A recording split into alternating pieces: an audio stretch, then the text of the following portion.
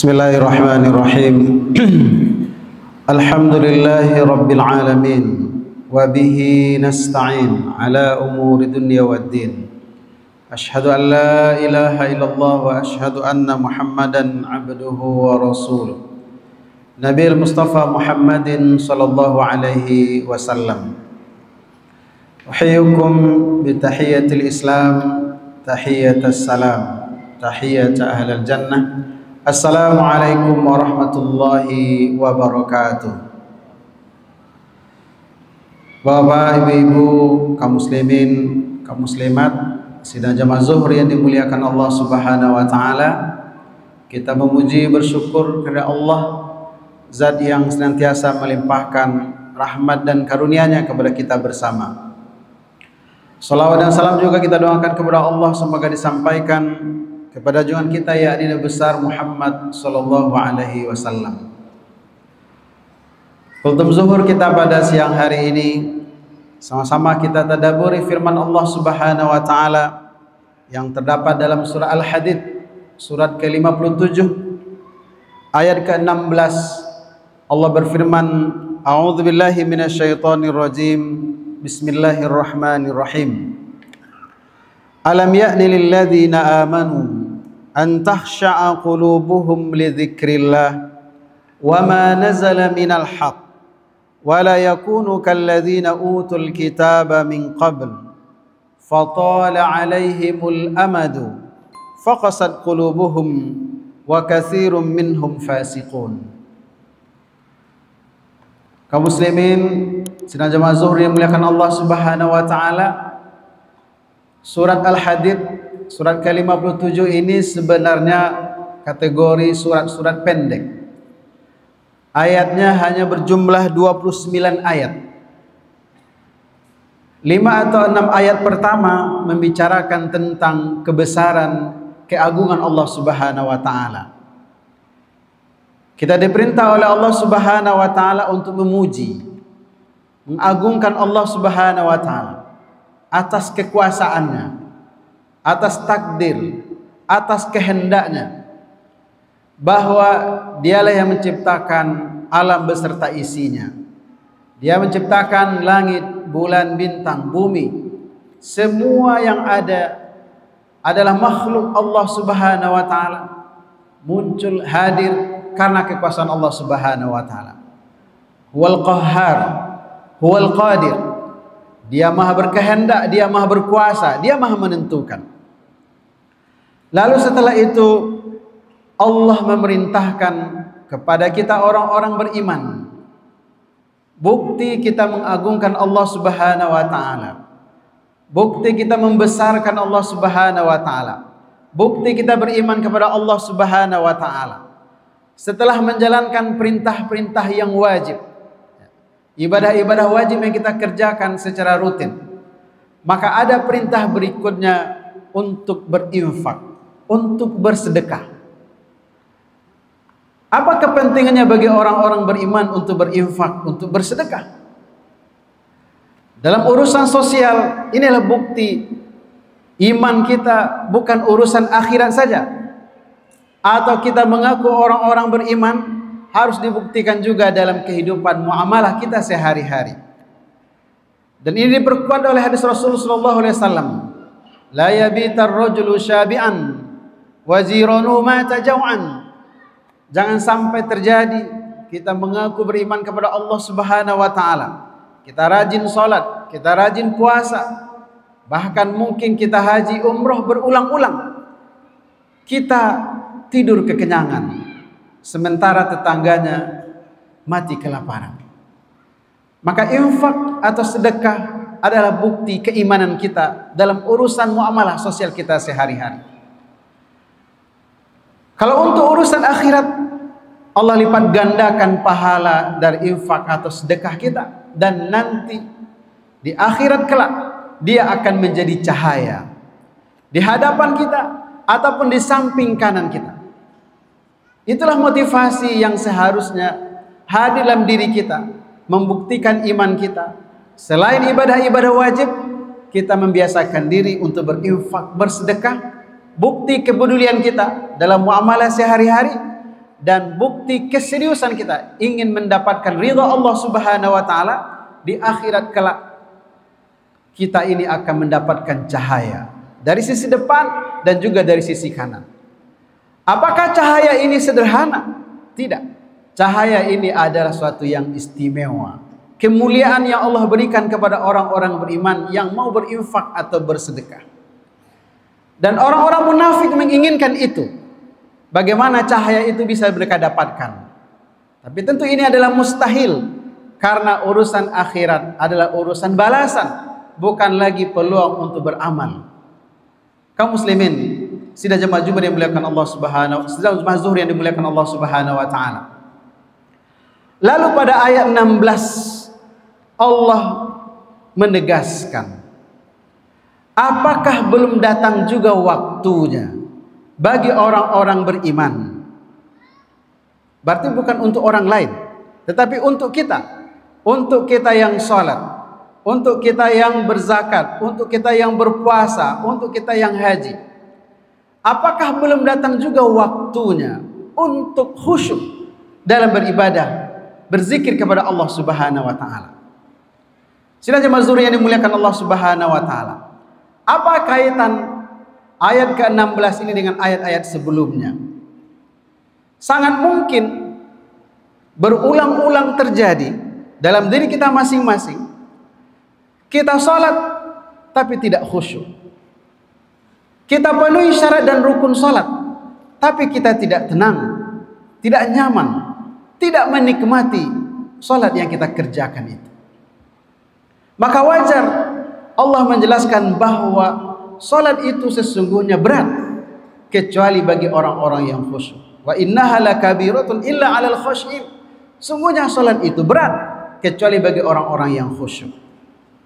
Ini membuktikan bahwa kita mengerjakan salat, kita melakukannya 5 waktu sehari semalam, 17 rakaat minimal.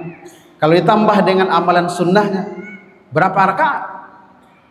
Akan menjadi kurang maknanya kalau seandainya kita tidak khusyuk, kalau seandainya kita tidak mengambil manfaat, mendapatkan hikmah dari bacaan, dari gerakan salat yang kita kerjakan.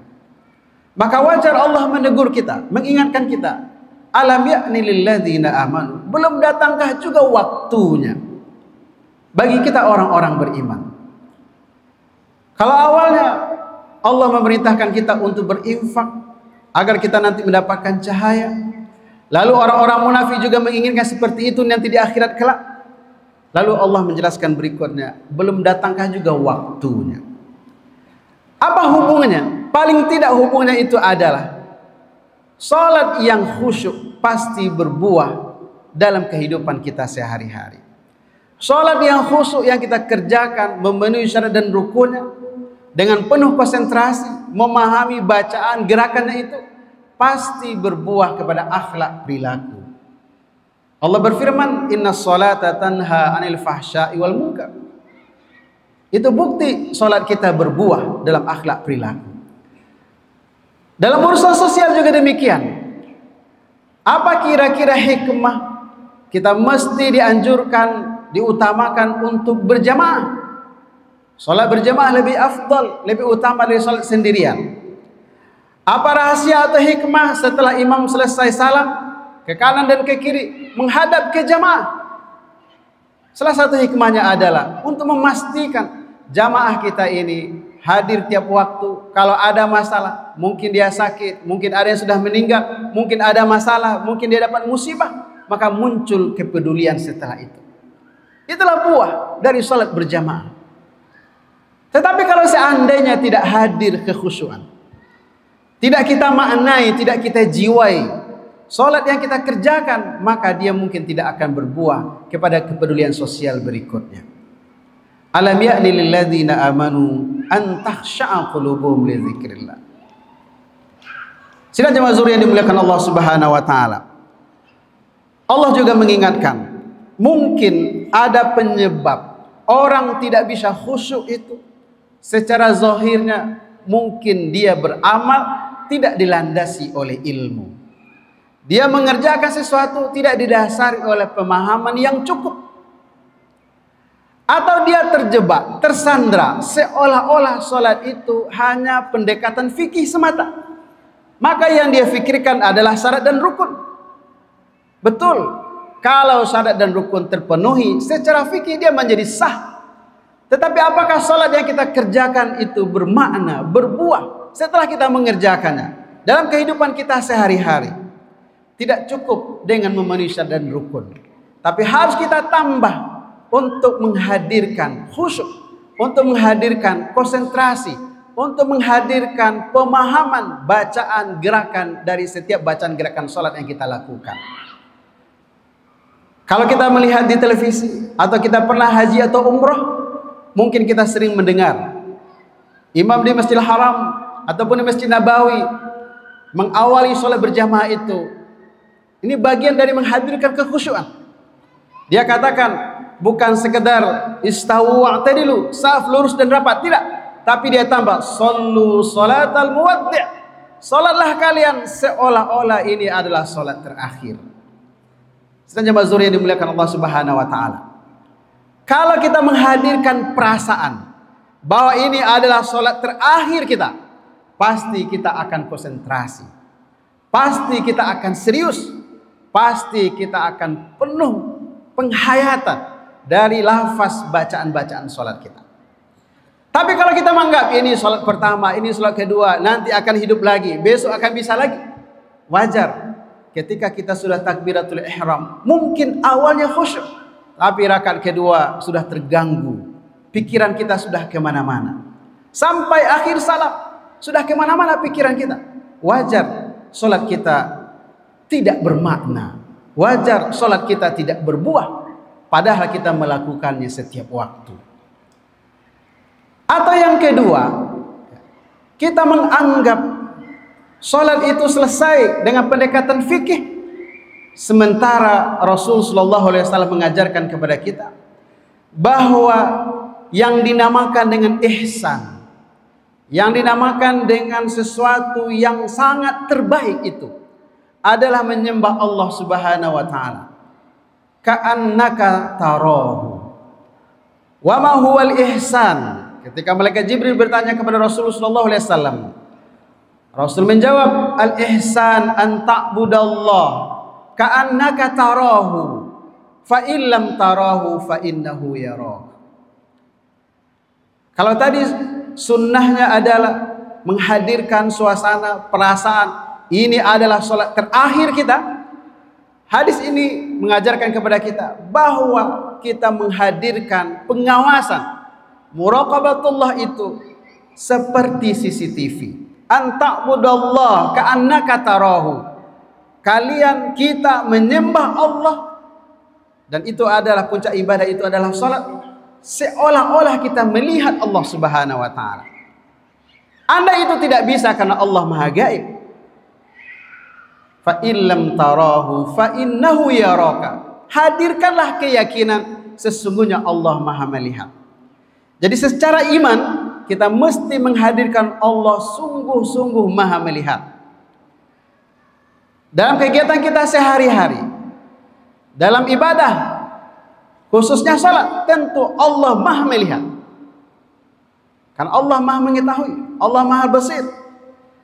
Lalu andai itu tidak terjadi, karena memang itu tidak akan terjadi karena Allah Maha Gaib, keyakinan itu yang harus kita hadirkan. Jadi kalau keyakinan kita sudah menghadirkan Allah Maha melihat, lalu hati kita, perasaan kita menganggap ini adalah salat terakhir kita, saya yakin kita pasti akan khusyuk dalam salat-salat kita. Sidang jamaah zuhur yang dimuliakan Allah Subhanahu wa taala, ada kalanya memang kita terganggu untuk tidak bisa konsentrasi, tidak bisa khusyuk. Mungkin karena ada perbuatan-perbuatan yang kita kerjakan sebelum pelaksanaan sholat itu yang mengganggu. Seperti contoh, azan sudah berkumandang, kita belum bergegas ke masjid. Sudah qomat, kita terburu-buru. Wajar, kita terburu-buru menuju masjid akan mengganggu kekhusyuan kita dalam sholat. Sehingga dalam fikih dikatakan, dianggap makruh kita berlari-lari untuk bisa mendapatkan rakaat pertama karena kita masbuk. Kita tetap saja berjalan seperti biasa. Agar apa? agar kita bisa khusyuk, agar kita bisa konsentrasi dalam melaksanakan ibadah kepada Allah Subhanahu wa taala. Tetapi kata Allah Subhanahu wa taala dalam surah Al-Hadid ayat 16 ini, kita perlu mengambil ibrah, pelajaran. Janganlah kita sama seperti umat terdahulu. Siapa umat terdahulu? Bani Israel. Mereka diberikan Alkitab. Mereka tahu kebenaran sebagaimana kita juga tahu kebenaran dari Al-Qur'an Karim. Tapi fatala alaihimul amad. Kadang umur yang panjang menyebabkan hati kita menjadi kasar.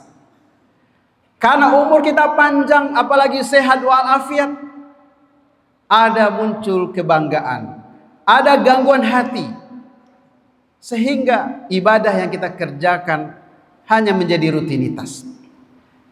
Dan ini terbukti. Orang kalau seandainya jatuh sakit, biasanya zikirnya, sholatnya lebih serius dibandingkan orang-orang yang sehat. Maka ini juga harus hati-hati kita. Jangan mentang-mentang kita sehat walafiat, kita tersandra hanya sekedar menggugurkan kewajiban karena pendekatan fikih, syarat dan rukunnya sudah kita penuhi. Salat yang diinginkan oleh Allah Subhanahu wa taala adalah salat yang khusyuk. Dan ini adalah ukuran keimanan kita. Sidang jamaah zuhur yang dimuliakan Allah Subhanahu wa taala. Maka kalau sudah berulang-ulang kita melaksanakan ibadah salat, tidak hadir juga kekhusyuan, kita sudah menumbuhkan keyakinan bahwa Allah Maha melihat.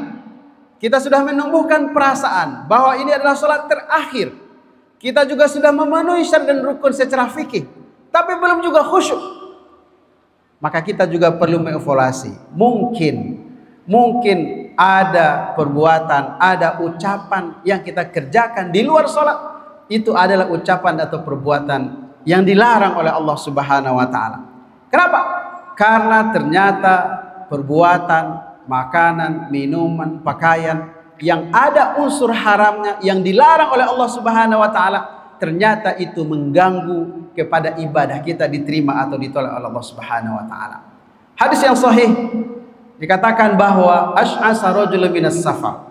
Ada seseorang dalam perjalanan mengangkat tangannya ke langit, ya Rabb, ya Rabb, ya Rabb.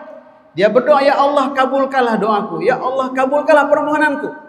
Sama juga seperti kita. Setelah kita selesai salat, kita berzikir, kita berdoa, ya Allah terimalah salatku. Ya Allah jadikanlah salat saya salat yang khusyuk. Tapi ternyata tidak khusyuk juga. Kita sudah berusaha memenuhi syarat dan rukunnya. Kita sudah menumbuhkan keyakinan Allah Maha melihat. Kita sudah menghadirkan perasaan bahwa ini adalah salat terakhir, tapi juga belum khusyuk. Nah, mungkin ada faktor lain. Makanan atau minuman atau suplemen atau pakaian yang kita pakai ada unsur haramnya. Dan ini akan mengganggu kekhusyukan kita dalam salat. Bahkan menjadi penyebab tertolaknya doa-doa kita kepada Allah Subhanahu wa taala. Sidang jemaah zuhur yang dimuliakan Allah Subhanahu wa taala. Ada peluang terdekat di depan mata kita, 13 hari atau 14 hari lagi ada peluang untuk bisa memaksimalkan ibadah, untuk melatih diri semakin khusyuk. Itulah hari-hari Ramadan.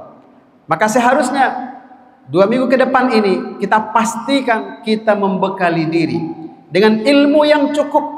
Bagaimana ibadah kita di Ramadan, bukan sekedar menggugurkan kewajiban, bukan sekedar mendirikan Ramadan, tetapi ibadah-ibadah yang khusyuk, ibadah-ibadah yang bermakna.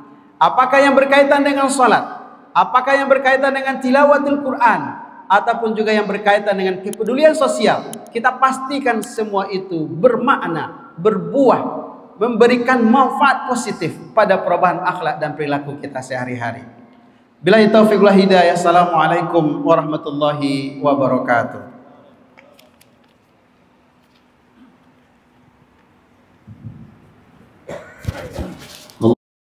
Mm-hmm.